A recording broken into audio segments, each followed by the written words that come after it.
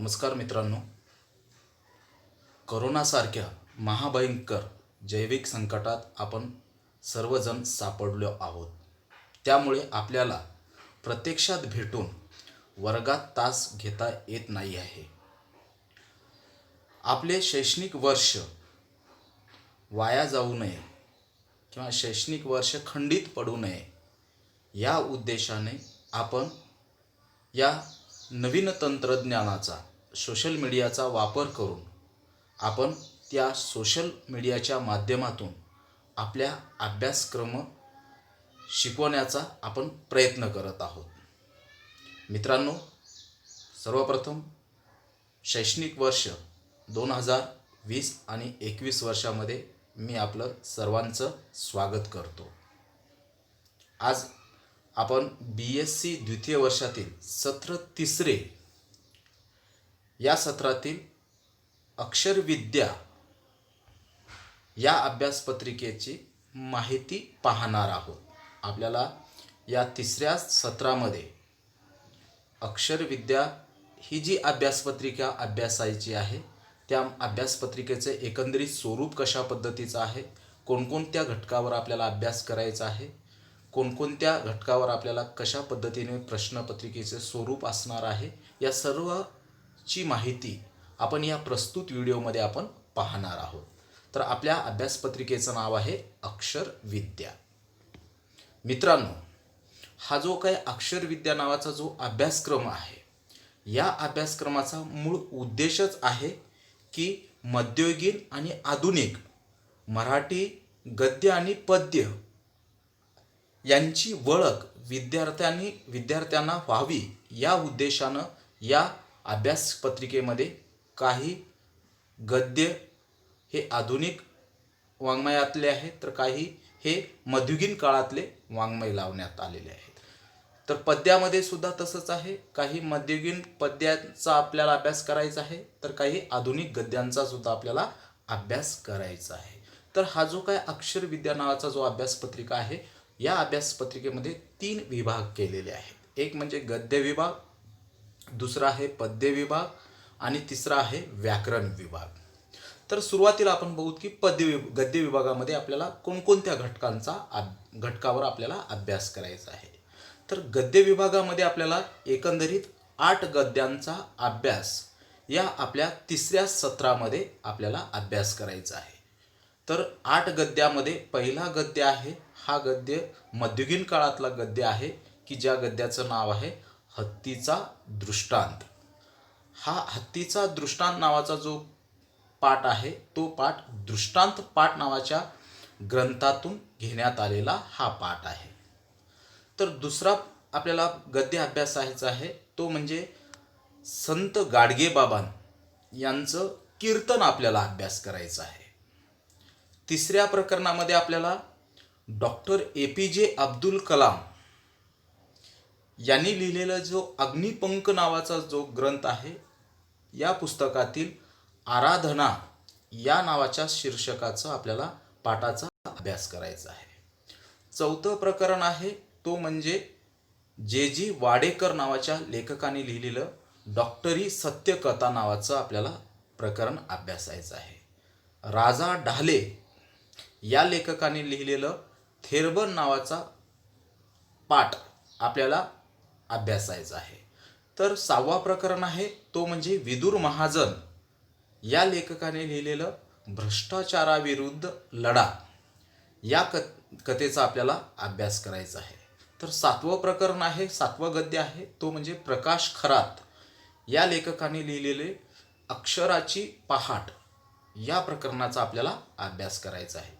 तर शेवटी 8वं प्रकरण आहे तो म्हणजे अरुणा जमदाडे नावाची जी कवयित्री आहे, जी लेखिका आहे, त्या लेखिकेनं लिहिलेलं यशोधरा नावाचा जी कादंबरी आहे त्या कादंबरीचा आपल्याला एक छोटासा अंश अभ्यास करायचा आहे.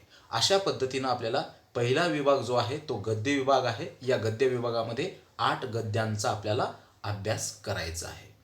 तर दुसरा विभाग आहे तो म्हणजे पद्य विभाग. या पद्य विभागामध्ये एकूण 8 कवितेंचा आपल्याला समावेश करण्यात आलेला आहे. तर या 8 कवितेमध्ये सुद्धा पहिले जे 2 कविता आहेत ते आहेत मध्ययुगीन काळाशी निगडीत असणारे कविता आहेत, तर बाकीच्या कविता ह्या आधुनिक काळाशी निगडीत असणाऱ्या कविता आहेत. तर या 8 पद्यांचा थोडक्यात आपण अभ्यास करू. तर पहिलं पद्य आहे तो म्हणजे संत कानोपात्रा. या संत कानोपात्रा या संत कवयित्रीनं लिहिलेला जो अभंग आहे, ज्या अभंगाचं नाव आहे नको देवराया अंत आता पाहू, या अभंगाचा आपल्याला अभ्यास करायचा आहे. तर दुसरी कविता आहे ती म्हणजे संत जनाबाईंनी लिहिलेली अभंग, ज्या अभंगाचं नाव आहे बाई मी लिहिणे टिकले, या अभंगाचा आपल्याला अभ्यास करायचा आहे. तिसरी कविता आहे विलास वैद्य नावाच्या कवीने लिहिलेली कविता, ज्या कवितेचं नाव आहे कुठे दबा धरून बसले आहे तुफान, या कवितेचा आपल्याला अभ्यास करायचा आहे. तर चौथी कविता आहे ती म्हणजे रविचंद्र हडसनकर नावाच्या कवीनं लिहिलेला श्रावण महिना आला की, या कवितेचा आपल्याला अभ्यास करायचा आहे. पाचवी कविता आहे ती म्हणजे नागराज मंजुळे या कवीनं लिहिलेली जी कविता आहे, ज्या कवितेचं शीर्षक आहे माझ्या हाती नसती लेखणी, या कवितेचा आपल्याला अभ्यास करायचा आहे. सहावी कविता आहे ती म्हणजे हनुमंत चांदगुडे नावाच्या कवीनं लिहिलेली कविता आहे किनकिन घुंगराची, या कवितेच्या शीर्षकाचा आपल्याला अभ्यास करायचा आहे. सातवी कविता आहे या पवार नावाच्या कवीनं लिहिलेली विज्ञान वंदना नावाच्या कवितेचा आपल्याला अभ्यास करायचा आहे. आणि शेवटी आठवी कविता आहे ती म्हणजे शेषराव पिराजी धांडे नावाच्या कवीने लिहिलेली बिघडलेले होका यंत्र. म्हणजे अशा पद्धतीनं आपल्याला 8 पद्यांचा अभ्यास आपल्याला या तिसऱ्या सत्रामध्ये करायचा आहे. म्हणजे 8 गद्य आणि 8 पद्य असे 16 घटकांचा आपल्याला अभ्यास या तिसऱ्या सत्रामध्ये करायचा आहे. आणि तिसरा घटक आहे तो म्हणजे व्याकरणाचा विभाग, की ज्या व्याकरणाच्या विभागामध्ये 2 प्रकरणांचा आपल्याला अभ्यास करायचा आहे. पहिलं प्रकरण आहे तो म्हणजे प्रमाण लेखन विषयक नियम. या नियमामधला जो विरामचिन्हे नावाचा जो घटक आहे, या विरामचिन्ह घटकाचा अभ्यास आपल्याला या सत्रामध्ये करायचं आहे. की विरामचिन्हे कुठे द्यावं याविषयी जे काही वेगवेगळे जे नियम सांगण्यात आलेले आहेत, त्या नियमांचा अभ्यास आपल्याला पहिल्या प्रकरणात करायचा आहे. आणि दुसरा प्रकरण आहे तो म्हणजे शब्दालंकार, ज्यामध्ये यमक आणि अनुप्रास या 2 घटकावर आपल्याला अभ्यास या तिसऱ्या सत्रामध्ये करायचा आहे. म्हणजेच मित्रांनो, आपला जो हा तिसरा सत्र आहे, या तिसऱ्या सत्रामध्ये 8 गद्य, 8 पद्य आणि व्याकरणाचे 2 घटक अशा घटकावर आपल्याला एकंदरीत अभ्यास करणार आहोत. हा झाला आता आपल्याला अभ्यासक्रम. तर आपली जी प्रश्नपत्रिका असेल, ती प्रश्नपत्रिकेचं स्वरूप कशा पद्धतीचं असेल त्याविषयी आपण चर्चा करणार आहोत.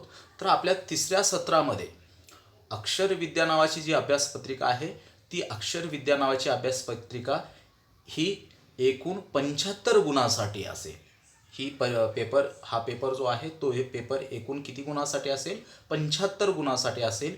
त्यातील जो 25 गुण आहेत, हे 25 गुण अंतर्गत मूल्यांकनासाठी असतील.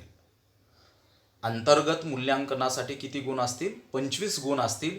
या अंतर्गत गुणामध्ये तुम्हाला एक घटक चाचणी द्यावी लागेल, की जी 10 गुणांची असेल. म्हणजे 25 गुणामध्ये तुम्हाला एक घटक चाचणी 10 गुणांची, एक गृहपाठ द्यावं लागेल, 10 गुणांसाठी असेल गृहपाठ, आणि 5 गुणांसाठी असेल चर्चासत्र. असे एकूण 25 मार्कांची किंवा 25 गुणांची ही अंतर्गत परीक्षा असेल.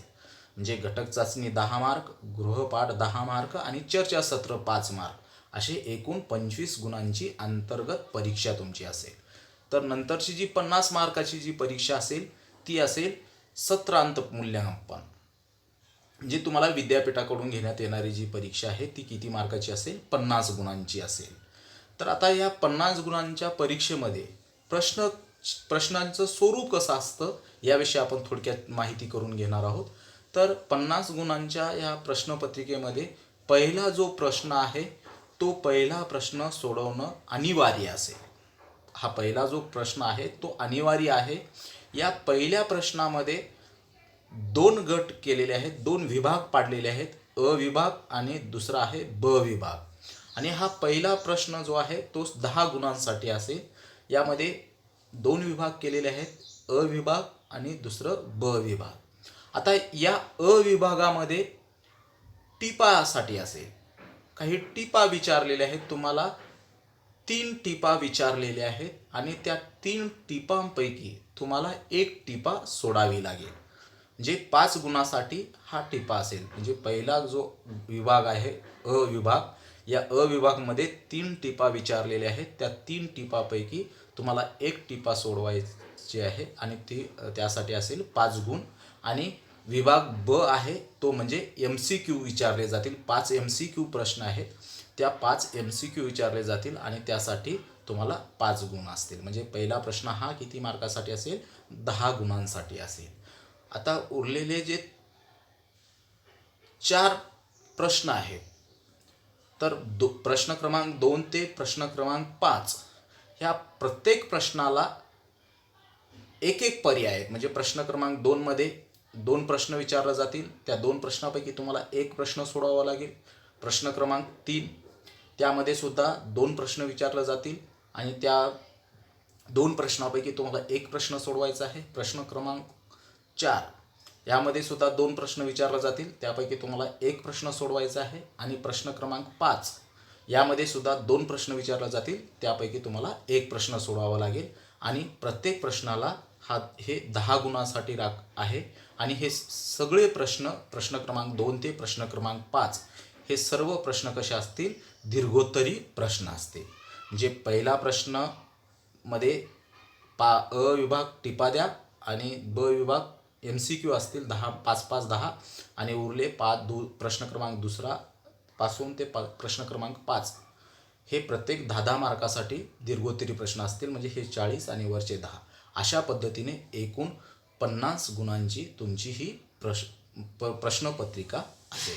अशा पद्धतीनं आपल्याला तिसऱ्या सत्रामध्ये एकूण 75 गुणांसाठी अक्षरविद्या नावाचं जी अभ्यासपत्रिका आहे, या अभ्यासपत्रिकेचा आपल्याला अभ्यास करायचा आहे. या अभ्यासपत्रिकेमध्ये 8 गद्य, 8 पद्य आणि 2 व्याकरणाचे घटक अभ्यास करायचे आहेत. आणि ही परीक्षा 25 मार्काची तुमची अंतर्गत परीक्षा असेल आणि 50 मार्काची ही तुमची सत्र परीक्षा असेल. अशा प्रकारच्या 75 गुणांची ही परीक्षा असेल.